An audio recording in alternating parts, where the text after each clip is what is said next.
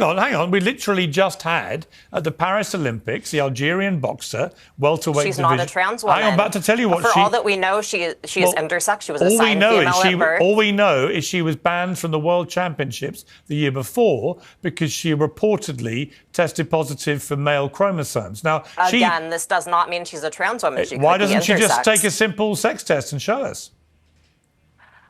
We can't speculate about someone's Actually, we chromosomes. can. We can when they win gold medals, because you just said it's never happened. When a woman, or says she's a woman, wins a gold medal in a women's sport, and when one of the female competitors who competed against her in an earlier round said she had to quit after 40 seconds because she'd never been hit that hard, damn right we can ask some difficult questions, even if it tramples on a few little oversensitive feelings.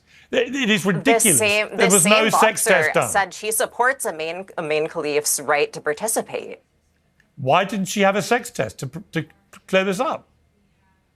Again, I can't speculate about someone's gender. But would you not support having sex tests? It's the easiest way to determine somebody's sex. You give them a test. I think, like Neil deGrasse Tyson said, that we should have different levels of competition. How? Explain to me how that would work. There are different metrics, and this would depend sport by sport. Most sports now do allow trans women to compete. I also do want to correct something, too, that there have been several trans men who have won in male competitions at the global level. What were the competitions?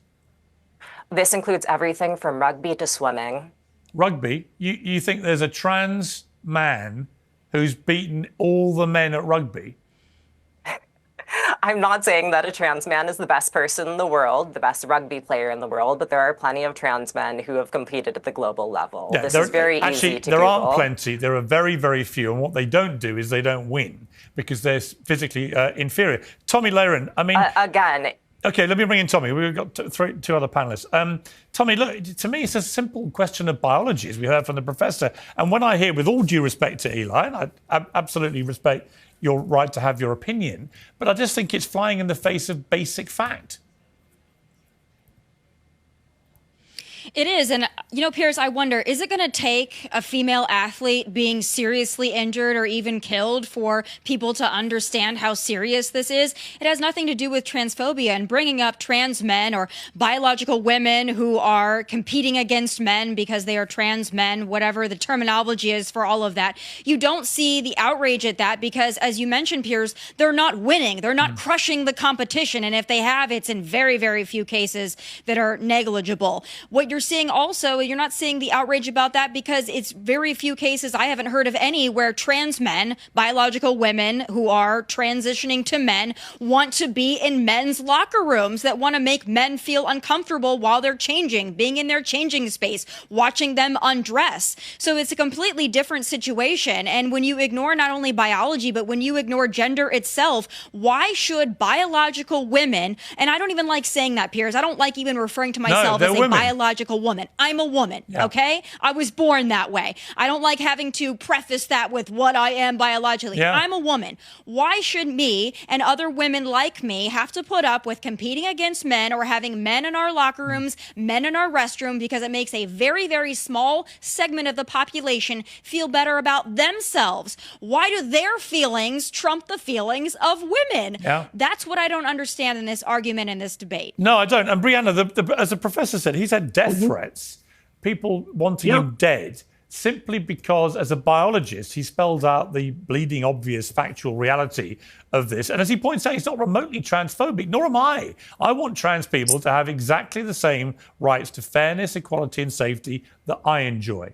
I've always said that. How is it equality if we don't have the same access? Hold on, Eli. Well, hang on. I'll come back to you, Eli. I'll answer that question, but let Brianna answer. But here's the point. It doesn't make you transphobic if you actually don't want to see women's rights eroded in the process. Of course it doesn't, Piers. You know, this is the whole problem. The Eli and her trans fringe freak show friends are threatening anyone that disagrees with them. I, as a trans woman, have dealt with their death threats constantly since just standing up and trying to say, we've got to have some common sense conversations about this.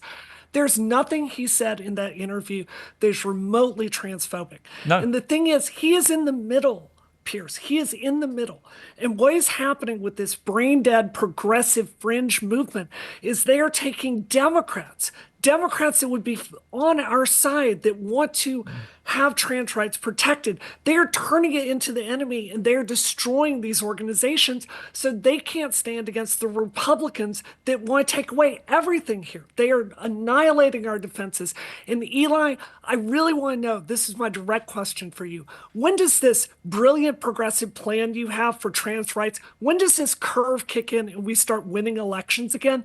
Because my generation had this for years, and it was progress that you enjoyed when you had your stuff paid for. When do all your brilliant ideas kick in and we start winning elections again? Because you're destroying our entire movement. You're doing things like giving hormones to children. You're giving hormones to children online. You put together a network for this. You lied about it in the aftermath. When did your ideas start working, Eli? Eli?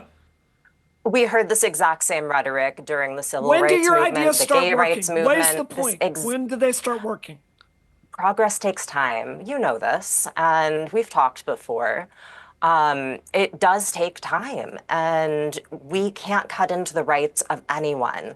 Trying to throw anyone under the bus means that we erode all rights. And we've seen this already with the Supreme Court knocking down certain transgender rights. Next comes abortion, then comes cisgender women's rights, then comes free speech. We've seen it over and over again. We've seen it with the civil rights movement. We've seen it with the gay rights movement of the 1960s to 80s. There's going to be this period of demonization. That's your answer. Just keep waiting with these brain dead tactics. They're losing elections. Trump is back in office with your playbook, Eli. Your playbook. You put Trump back in office. Kamala wouldn't even say the word transgender. I really don't think that's very progressive. No, but you know what she did do? You know what she did do? Hang on, Brianna. I mean, what Kamala Harris did do, she and President Biden both supported having trans women in women's sport. And that was part of the most successful political ad in recent memory. As I said to the professor, when you had an ad that ended up, Kamala's for they, them, Donald Trump's for you. That was deemed to be the most effective ad in modern political American history. That's correct. At some point, Eli, you've got to look at yourself and think, wow, our campaign isn't working. Telling people that it's okay for biological men to come into women's sport and be massively more successful as women than they ever were as men, which is what happens in almost every single case. That is not fair. It's not equal. It's not right. It's cheating. And if you don't think it is, and you try and pretend it isn't, eventually, as we saw, most Americans wake up and go, bullshit. I'm going to vote for Trump even if I don't like him, because he'll stop this madness. And I simply say to you, I want all trans people to have fairness, equality and safety. Why would you jeopardize all that at the altar of such obviously unfair, unequal, unsafe bullshit? Genuinely. If you actually look at the polls, the most popular, the most important electoral issue for people, it wasn't trans people. That was about 1%. I didn't say it was, but I did say the advert I talked about was the most successful in modern times. The New York Times, a liberal progressive newspaper, concluded it may have moved the needle by 3 points. Right? That was the damage. The New York Times is not Kamala Harris's pro-trans bullshit on trans issues. She can't answer, Piers. She can't answer. She will not defend these brain-dead tactics. You know, Piers, I don't want to go compete against Tomi in sports. I want to go have lunch uptown with her and talk about normal stuff. Right. That's why I transitioned to just have a normal life. Eli is out there pushing this narrative that science doesn't matter, that sex doesn't matter, that we can just roll into every space. She claims to be a feminist, but she doesn't want to make any common sense compromises with the women she says she speaks for. Yeah, and we see, as we saw, right, and as we saw with J.K. Rowling, and we saw with the professor, and we see with everyone. I've had it. When you poke your head over this, Tomi, and you say this stuff, the trans lobby, let's just use the collective phrase. I'm not saying they're all like this by any means. I'm not even good to you, Eli, but the abuse, the threats, the viciousness, the calls to be cancelled, the targeting of your employment, of your bosses, and so on. It's so insidious. And to me, it's so self-harming to the cause. I know people who are trans, who are very quiet, want to get on with their lives. They don't want all this nonsense. They don't want the trans lobby trying to pretend it's fine for trans women to be in women's sport, because they know everybody laughs at it and makes them a laughing stock. They just want to lead their lives like the rest of us. And I wish they could without being dragged into this crap. Yeah, and Piers, look no further than the way that Caitlyn Jenner is treated by the left and by many in the LGBTQ rainbow mafia, as I call them. That is that far left fringe part of the LGBTQ movement that is seemingly louder than the rest of the movement. And that's really unfortunate. But I'll tell you, Piers, what I think a lot of this comes down to. I think that there are a lot of activists and a lot of activist organizations out there that make a lot of money on this issue. And if it were not for this controversy, if it were not for them continuing to encroach on women's rights and women's sports and women's spaces, they wouldn't have a job title. They wouldn't have a crusade. They wouldn't be able to fundraise. So whereas many people are completely fine with LGBTQ, they support it, people living their lives. I'm one of those people.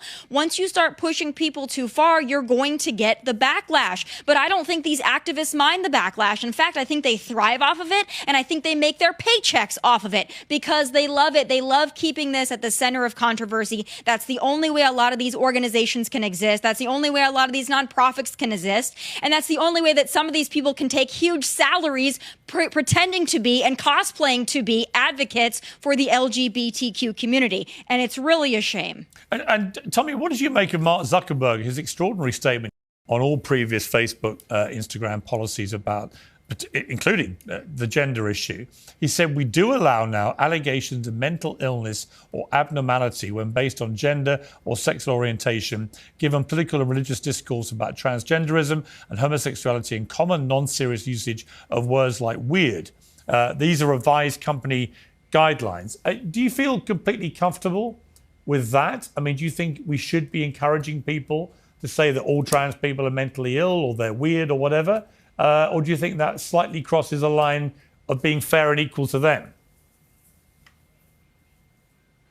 Well, listen, free speech is saying what you want to say. It's also hearing what you don't want to hear. There's plenty on these so-called free speech platforms that I don't like to see. I don't like to see transgenderism pushed on children, but unfortunately, that's been in existence on Meta platforms and on TikTok for several years now. It's unfortunate. So I think you need to open up the other side of the conversation.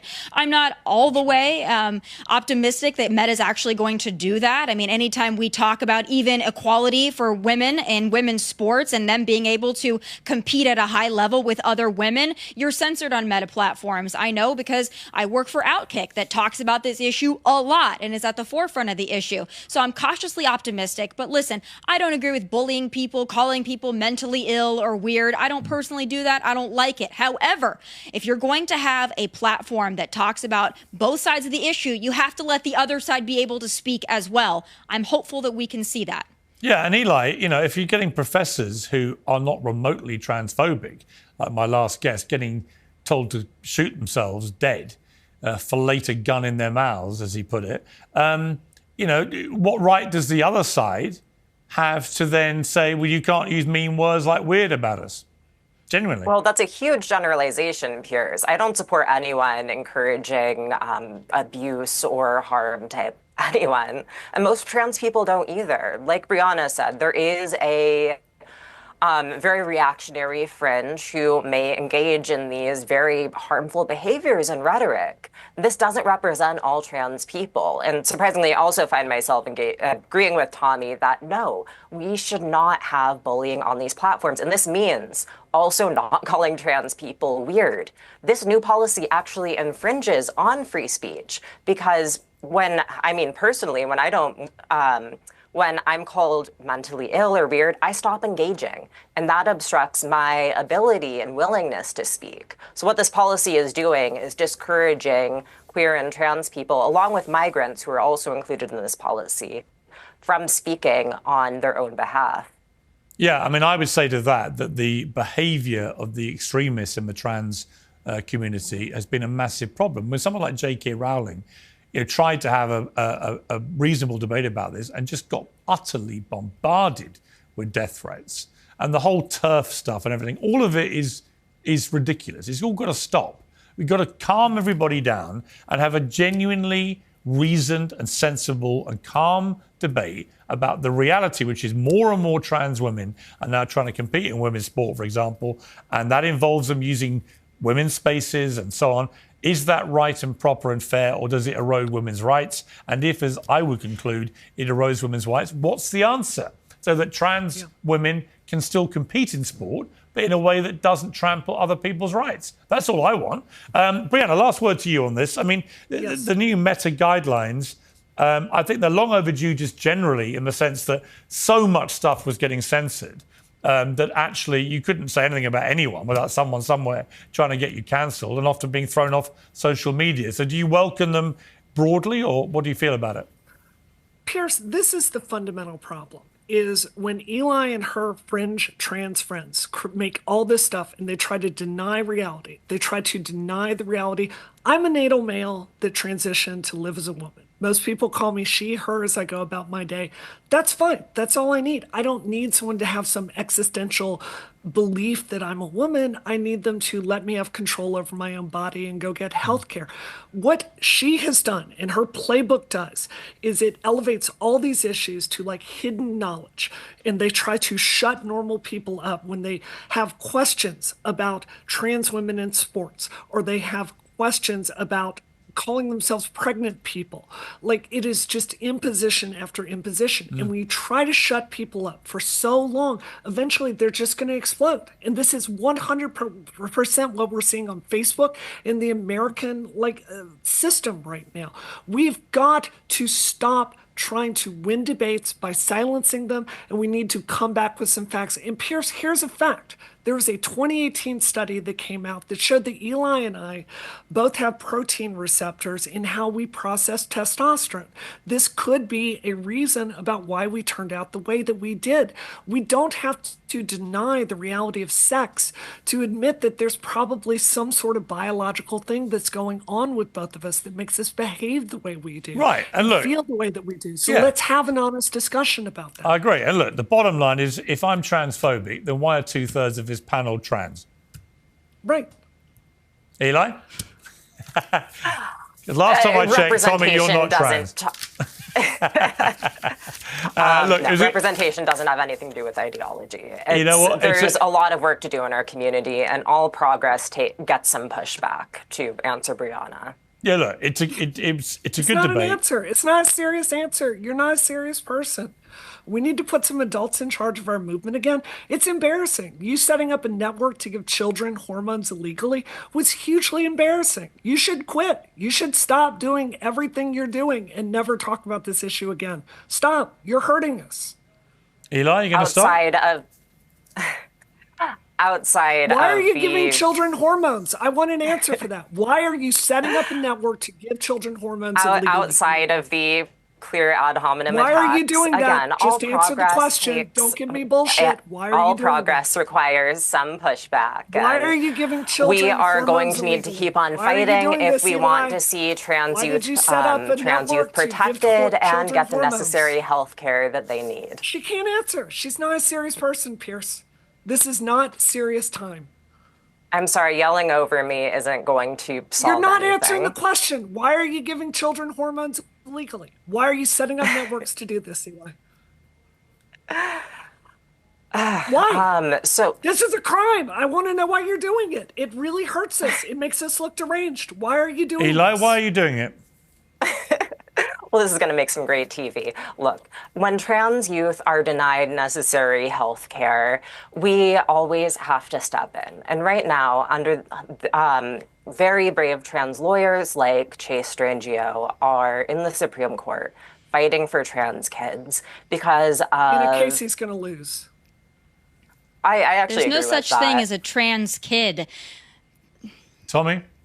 That's very silly. Piers, there's no such thing as a trans kid. That's child abuse. When you take somebody who's still growing up, figuring out who they are, doesn't know anything about sexuality and shouldn't at that young age, and you try to convince them that there's something other than what they were born to be, that's a problem. It's child abuse. That's my opinion. But also, you're talking about trans kids and their mental health. There was a study that was done about mental health for trans youth, and guess what? The results did not come back favorably, so they wanted to bury it, and that is a fact. So if you show me some data that shows that this gender-affirming care is actually beneficial, let's see it, because the one that was done that a lot of money was poured into came out the other way, and the community tried to bury it. So don't That's target not quite children. correct. If you want to talk about adults and trans rights for adults, that's fine. But leave children out of that. And that's what a lot of conservatives are simply asking for. Leave kids alone. Let them live their lives and figure out what they want to do when they're of age to make those kind of decisions. I completely listen. We had an infamous clinic in London called the Tavistock Clinic, where no one was allowed to criticise what they were doing, which was mutilating young kids. And it's shut down now in total disgrace and ignominy and shame. But you know what isn't shut down? The damage that was done to those kids. And I'm afraid that I agree with Tomi. I don't think any prepubescent child should ever be exposed to any of this nonsense. Let them go through And why is puberty. that, Piers? Let them go through Policy puberty and discussion work out about for that. themselves We can have a what discussion kind of about life that. they want. That's fine. But don't mutilate kids or treat them this way or pump them with hormones or puberty blockers. I was one of those children, Piers, and Yep. I'm an adult now. I'm very happy. Good for and the you, but vast many majority of children are too. children were not. And many of them The now vast regret majority it. were. Yeah, many of them What regret do you? it. Have you had kids, everywhere Eli? between 1 and 2.5. Eli, have you had kids? This doesn't matter. I was one of those No, children. have you had kids? I'm asking you, are you a parent? No, of course not. Okay, so I've got 4 Except kids. for one beloved I've got 4 cat. kids, and I know, and my brother had 4 kids, my sister had 4 kids.